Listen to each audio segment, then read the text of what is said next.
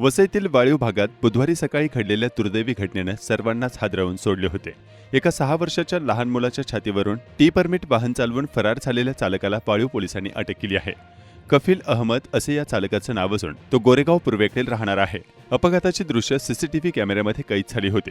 बुधवारी सकाळी 10:21 वसई पूर्वेच्या शिवभीमनगर नाईकपाडा या ठिकाणी ही घटना घडली.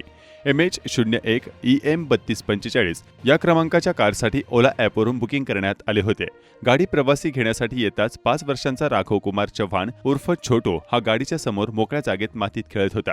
मात्र कार चालकाने मुलाला पाहण्याचे भानही ठेवले नाही आणि बेदरकारपणे गाडी पुढे नेली. यामध्ये लहानग्याला गंभीर दुखापत झाली.